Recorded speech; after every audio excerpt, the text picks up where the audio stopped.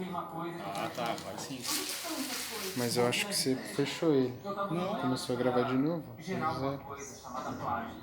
Mas tranquilo. Não,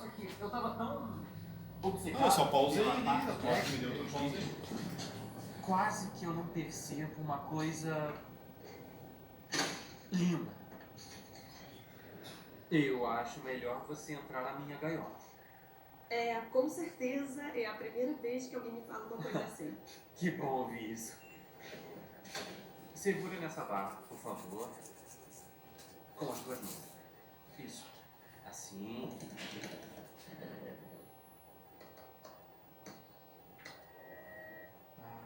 Tá. Agora aperta com força. E curte o show.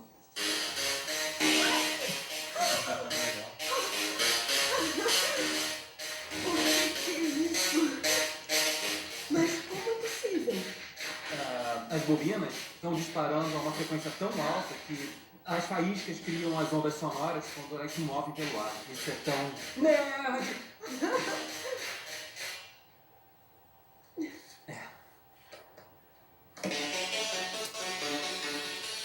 E aí? Vamos tirar aqui e voltar. Entenderam o que aconteceu ali? Entendi. Então, aquela bobina ali é a invenção do Tesla, bobina de Tesla, que produzia uma corrente elétrica alternada. Vocês viram quando a corrente elétrica é muito forte, ela produz o som. Claro, né, do filme ali no Aprendiz de Feiticeiro, ele tinha todo o equipamento configurado para que a frequência dessa descarga elétrica produzisse a nota musical que ele queria. E por que eles não levaram um choque dentro daquela gaiola? Eles estavam isolados. Gaiola de Faraday. Isso, muito bom! Estavam isolados? Era isolada, né? Tinha um isolante ali embaixo e tinha um isolante em cima. Pelo mesmo motivo que os nossos sapatos têm o solado de borracha, né? Ou de um outro material que isole. Fala, exatamente. Bom, pessoal, o que é a corrente elétrica? Tem que usar o preto, né? O que é a corrente elétrica?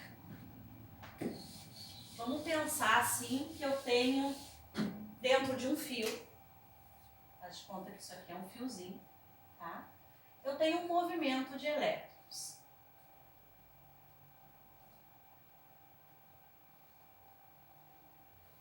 O prof desenha tão bem. Esses elétrons estão se movimentando cada um para um lado. Vocês perceberam? Vai para baixo, vai para cima, vai para lá. Eles estão soltos ali dentro do fio. E se esse fio for metálico, isso é o que a gente chama de nuvem de elétrons. Os metais têm essa propriedade, né? Toda reação metálica tem essa propriedade. Eles ficam ali soltos e se movimentando cada um para o seu lado. Agora imagine que eu tenho aqui uma placa de metal A que tem uma carga positiva. E aqui embaixo eu tenho uma outra plaquinha de metal, B, que tem a carga negativa. E vou pegar, deixa eu botar aqui a plaquinha A e a plaquinha B. Vou pegar e vou ligar aqui esses dois fios com um condutor metálico, que pode ser um outro pedaço de fio também. Então aqui eu tenho uma placa de metal, tem uma carga positiva, aqui eu tenho uma placa de metal que tem uma carga negativa. Quando eu liguei essas duas pontas aqui, o que vai acontecer? O que vocês acham que acontece?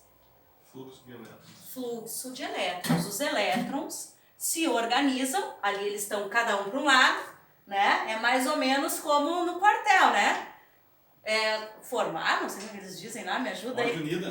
Isso, todo mundo se alinha e segue o bairro. Então os elétrons começam a passar, isso gera o que a gente chama de corrente elétrica. Mas aqui tem algum conceito bem importante. Como é que estavam os elétrons aqui, nessa primeira placa metálica? Desordenados. Desordenados, cada um para o lado. Então a corrente elétrica,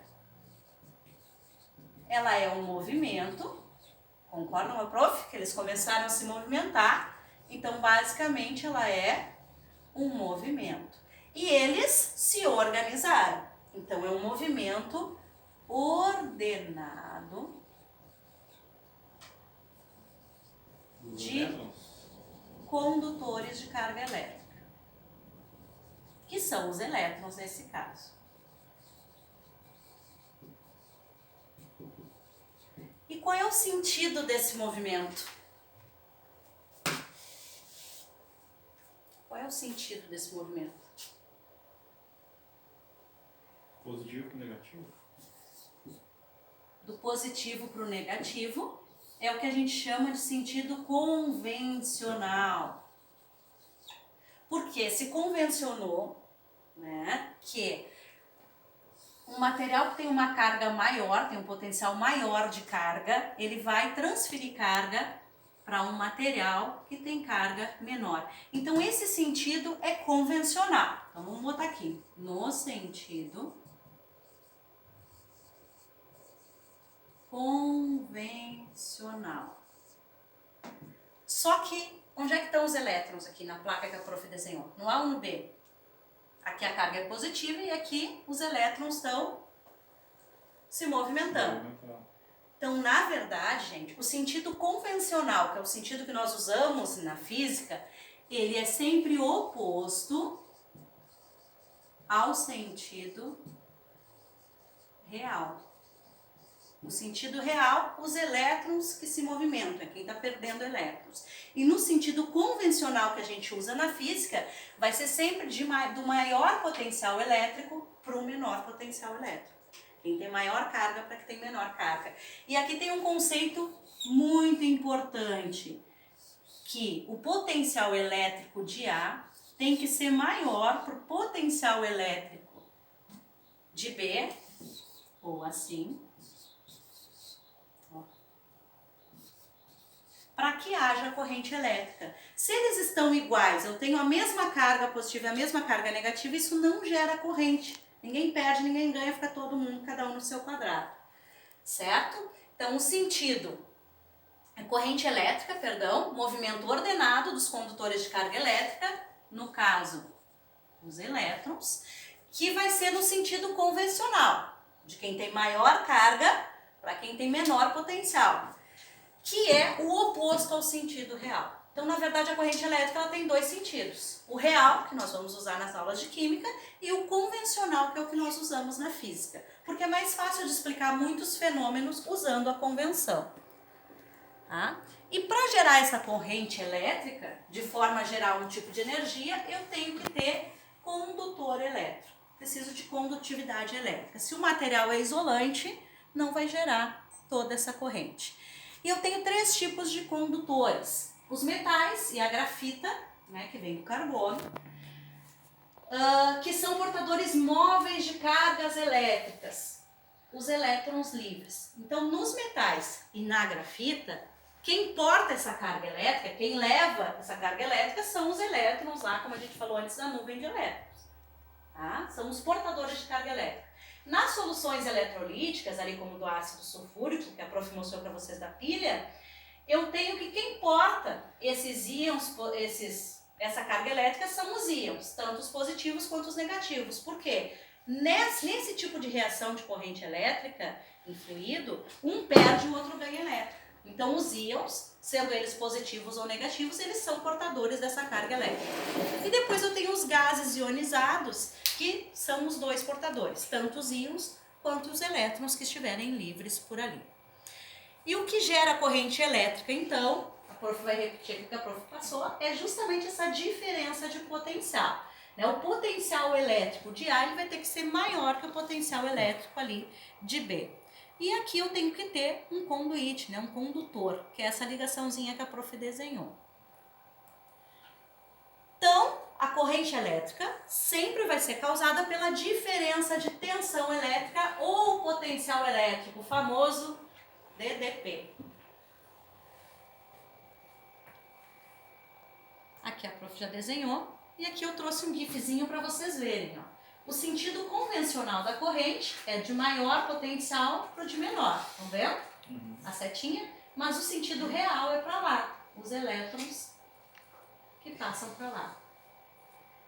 Então, conforme vocês olharem esse gif, eles se movimentam diferente. Sentido convencional que é usado. Né? Exatamente, o sentido convencional é usado na física, É. tá? Por convenção, porque na realidade é justamente ao É contrário. sentido real. Por isso o sentido real e o sentido convencional. O convencional, então, é o que mesmo? Sempre do maior potencial elétrico para o menor. E o sentido real, os elétrons que se movimentam em direção ao positivo. Intensidade da corrente elétrica. Então vamos pensar o seguinte. Esse quadro tá Terrível. Tem um fiozinho lá, deixa eu fazer uma pilha bem bonitinha. E aqui a prof vai fazer como se fosse uma ampliação, um zoom, tá? E digamos que eu vou cortar o pedacinho desse fio aqui e aqui passa uma determinada quantidade de elétrons, que eu vou chamar de intensidade média dessa corrente elétrica. Então, quando eu pego um pedacinho muito pequenininho e considero um intervalo de tempo, eu vou ter a intensidade dessa corrente elétrica. E aí essa fórmula é dada pelo módulo da carga pelo intervalo de tempo, sendo que esse módulo da carga é igual ao númerozinho de elétrons, tá? Lembram que esse sinalzinho aqui significa o número, a quantidade sem o sinal, tá? E essa carga, ela é medida em coulombs por segundo, ou ampere. Tá? Então, digamos que passem 15 elétrons em 1 milésimo de segundo nesse pedacinho aqui. A minha intensidade da corrente vai ser de 15 amperes. E aí eu posso ter um gráficozinho de tempo pela intensidade média da corrente. E digamos que eu saí daqui do tempo 1 para o tempo 2 e eu tenho um gráficozinho nessa curva, né? Toda essa área aqui embaixo, quando eu estou falando de intensidade, gráfico de intensidade pelo tempo, toda essa área aqui é numericamente igual à carga elétrica. Por que numericamente igual? A área, eu meço a área em que, gente? Integral. O ensino médio está medindo a veia. A área eu meço em metros quadrados, mas a carga elétrica eu meço em coulombs, que é ampere, coulombs por segundo. Então, por isso ela é numericamente igual. Essa unidade de medida de área não me interessa. O que me interessa é esse número aqui. O número é igual à carga elétrica, certo? Sempre que a gente tiver o gráfico da intensidade pelo tempo. Aí eu tenho alguns tipos de corrente, que ela pode ser constante, quando eu tenho intervalos de tempo muito pequenininhos, né? Eu vou disseccionar esse intervalo de tempo, eu tenho a mesma quantidade passando, então ela é constante. A mesma quantidade de elétrons passa por ali e essa corrente elétrica se mantém. Eu tenho um outro tipo de corrente que é a contínua pulsante, olhem o gráfico ali que dá várias curvinhas que a prof desenhou. Então, em geral, ela passa por máximos e mínimos, tá? Essa corrente pulsante, ela tem picos. Então, ela tá muito bem, ela vai lá em cima, daí ela desce, sobe, desce, vai. Só que ela tem picos. Ela vai ter um mínimo de energia e ela vai ter lá em cima um máximo de energia. Tá bem? Ali embaixo tem um outro exemplo de gráfico também, que ela anda no pico em determinado tempo, vai para o mínimo, volta para o máximo e vem para o mínimo da energia. E aqui eu tenho a corrente alternada, que é aquela do Tesla, né? Que o sentido se inverte. Tá? Então pode ver que dá um gráfico bem diferente ali. O sentido da corrente de tempos em tempos, olha lá, periodicamente, então ela tem um intervalo de tempo definido de alternância. Aqui a prof já passou para vocês. Vamos fazer uma outra experiência. Vamos ver quem tem ideias. Vem cá, né? Vamos ver se tu tem ideias. Ideias. Vamos ver aqui. Ó, a prof não tem muitas ideias. Vira lá pros colegas, velho. faço? Põe na testa. O Everton tem ideias. Que legal. A prof não Eu tem conheço ideia. da batata, prof. É, mas usa a lâmpada da prof. Que a prof passou muito trabalho pra arrancar essa lâmpada do dono. Ó, a prof não tem ideias. Demora muito a carregar as ideias. Alguém mais quer testar? Quer, João? As minhas mãos funcionam mais que a minha mente, ó. Como é que é o esquema? Segura com os 2 dedinhos e encosta a lâmpada na testa. Ih, Não tem? pega uma parte sem cabelo. Sem assim. cabelo. Segura um pouquinho. Não tem, totalmente sem ideia. É, o João tá que nem a prof, tá sem Tô com a ideia. cabeça vazia. Pessoal, essa lâmpada, na verdade, ela tem uma bateria interna, tá? Então vamos desenhar mais ou menos o circuito dessa lâmpada mágica aqui. Antes da aula de física era mágica, agora a gente vai ver como funciona, não é assim? Então ela tem lá uma bateria, tá? Que vai transmitir então essa corrente para a lâmpadazinha, né? Mas o que eu preciso fazer? O que eu preciso fazer aqui?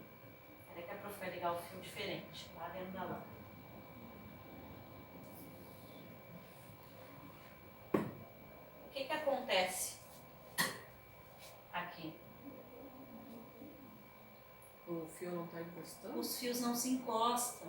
Ela tem uma bateria carregada, mas os fios dentro dela não se encostam. E eu preciso, como a gente viu no desenho anterior, fechar a corrente elétrica. Eles não têm por onde passar. Eles saem da bateria da lâmpada, um chega aqui, o outro chega aqui, mas eles não encostam aqui, ó.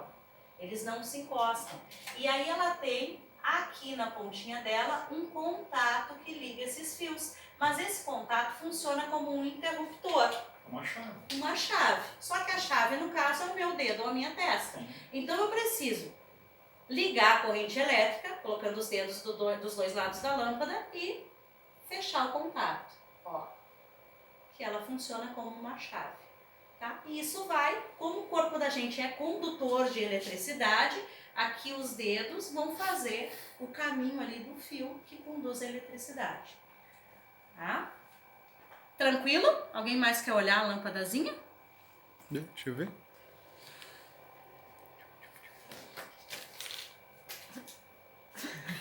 Segura um Bota o pouquinho. dedo, né? Bota o dedo. Mas eu não sei, o dedo funciona melhor. Tem pessoas que colocam, ela acende na hora por causa da corrente elétrica na mente, né? Meu cérebro tá meio devagar, eu acho.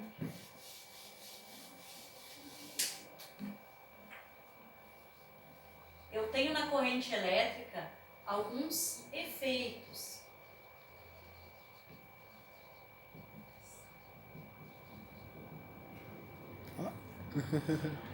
A Joyce está iluminada hoje. Eu também. Tô cheio de Os pensamento. dois estão Viu? Eu não... tão criativos. É a lâmpada que mede a quantidade de ideias. Deixa eu ver assim.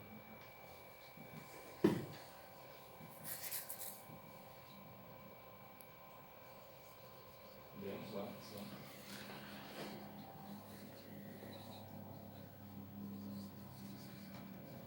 Olha aí, cara.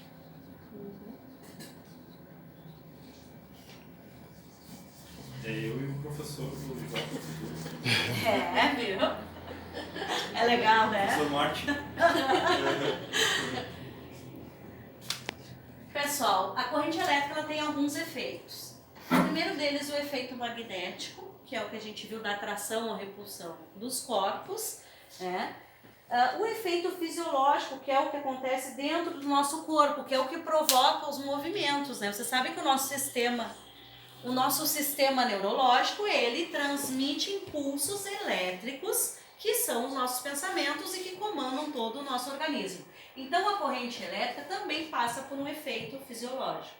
E embora nós tenhamos um potencial para causar um infarto no nosso próprio corpo, isso não acontece, porque para ter corrente elétrica suficiente eu preciso ter o quê? Diferença de potencial elétrico. E dentro do nosso corpo isso é equilibrado. Tá? Então, embora nós tenhamos potencial de corrente elétrica no cérebro para parar os nossos órgãos, causando um infarto, o nosso potencial elétrico, ele é equilibrado, não existe diferença de potencial para isso. Então tá todo mundo seguro, todo mundo fica tranquilo, tudo certo.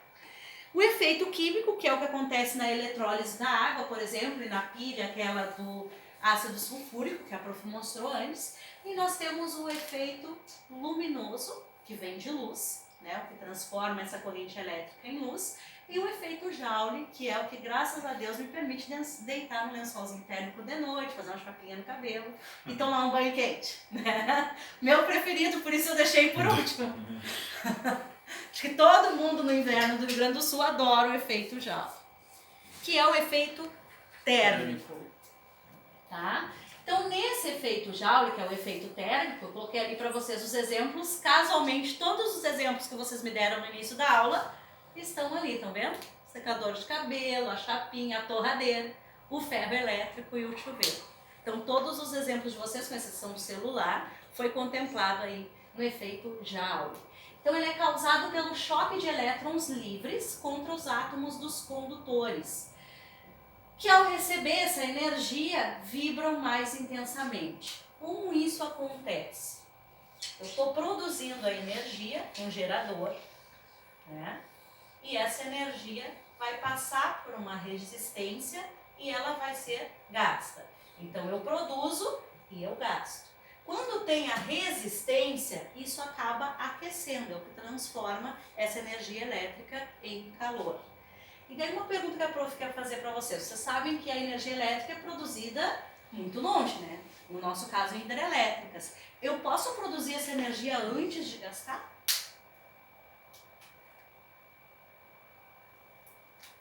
Como assim? Como assim, né? Tem que gastar? Eu posso produzir antes de gastar energia elétrica, será? O que eu tenho? O que gera na hidrelétrica? Eu tenho uma energia Pode. mecânica que gera a corrente elétrica, que vai mandando para os fios a corrente elétrica que viaja praticamente na velocidade da luz. Mas a energia elétrica transformada em térmica, luminosa ou na própria energia mecânica de volta, ela vai sendo gerada e consumida. Gerada e consumida. Por isso, quando eu ligo o chuveiro, o relógio lá da luz começa assim, porque o chuveiro tem uma potência muito grande e gasta muitos quilowatts-hora, né? Então eu não posso gerar antes, o que eu gero é corrente elétrica. Lembram lá do início que a prof falou? Qual foi a primeira coisa que a gente viu na aula? Que a energia elétrica, a corrente elétrica por si só não serve para nada. Ela precisa ser transformada num outro tipo de energia. Então eu pego a corrente elétrica, gero a energia, transformo em calor, gasto. Gero, transformo, gasto. É assim que funciona, certo? Porque o que eu tenho, na verdade, é corrente elétrica. Energia térmica ou luminosa a partir da corrente elétrica eu só vou ter quando eu ligar o aparelho elétrico. Tranquilo? Aqui as aplicações que a gente já viu, né?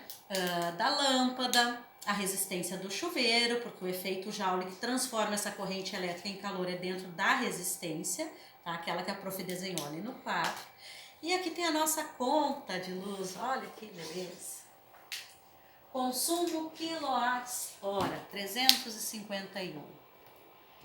E aí eu tenho uma bandeira, vocês sabem que a bandeira vermelha eu gasto mais, a bandeira amarela mais ou menos, e a verde eu gasto bastante também, mas é a menor de todas, né? Hoje nós gastamos muita luz. Quantos minutos faltam para o recreio? 6. Tá. Aqui nós temos o consumo mensal de alguns aparelhos que nós temos em casa. Então ali tem o DVD, que é 0,24 kWh, uso mais ou menos 2 horas por dia. Aí eu tenho a lavadora de roupas, a lâmpada e vai até o ar-condicionado, que é o que gasta mais, que gasta 193 kWh por dia. E aqui a prof fez uma tabelinha para a gente calcular mais ou menos quanto a gente gasta em um dia de quilowatts. Então ali o custo da RGE Sul, que é a nossa fornecedora aqui, né, é de 0,452 kWh. Então se eu tenho um chuveiro de 4.400 de potência, de watts de potência, e eu tomar 2 banhos de 8 minutos por dia, eu vou gastar 35,2 kWh, que dá quanto em reais? Calculem para a prof ali. 35,2 vezes 0,452. Faz o favor, João, para prof. Vezes 0,402. 452. Lá em cima, ó. O custo pela RGE. Eu tô lendo a calculadora. De um banho de 16 minutos ou 2 de 8 minutos. 35,2 70 vezes pila. 0,452. dá 15,91. Isso é o que custa um banho de Dois 16 banhos. minutos Ah, por dia, 2 gente. banhos por dia. 2 banhos por dia de 8 minutos cada. Num chuveiro com 4.400 Ah, esse chuveiro watts, de né? 4.400 é aqueles com bem... Aham. Que quase não aquece. É. Que no inverno, Quase não aquece. que no inverno não dá pra tomar banho. Isso é um chuveiro com pouca potência. É. Então vocês vejam que realmente o chuveiro gasta bastante. Convencional é Ferro elétrico, vamos ver ali, ó. Ferro elétrico tem uma potência de 1.000 se eu usar ele 3 horas por dia. 12 kW. Vê quanto ele gasta ali pra nós, João. Também é o mesmo índice. Isso. 5 pila. Por aí. Esse é o consumo mensal É. do ferro elétrico, tá? Uma vez por semana. 3 horas. 5,90. 3 horas por 5,90. dia. Bah, aí 3 acabou horas pra por passar dia. ainda. Eu já não passo mais, mas quem usa, né? A geladeira que tem um uso contínuo gasta 35 kW com uma porta, a geladeira de uma porta, tá? Faz lá 17. 17 por mês a geladeira. Aí tem a televisão, a lâmpada incandescente e assim por diante. Então, pra gente calcular quanto a gente gasta de energia elétrica, para vocês verem que de pouquinho em pouquinho a gente acaba com aquela conta de luz imensa que a gente tem, mais os impostos, né? E aqui a prof trouxe para vocês prestarem atenção nesse selo. Todo equipamento elétrico, todo aparelho elétrico tem esse selo da Procel, que tem uma classificação de A a G. A classificação A quer dizer que essa energia elétrica, né, esse aparelho elétrico, ele gasta menos energia. Ele é mais eficiente e consome menos energia elétrica. E quanto mais próximo da letra G, menos eficiente esse aparelho é, porque ele gasta muito mais energia. Tá? Então, quando vocês forem usar os aparelhos elétricos, cuidem essa questão, né, da economia também de energia elétrica. Beleza. Ok? Era isso então. Muito obrigada. Até mais.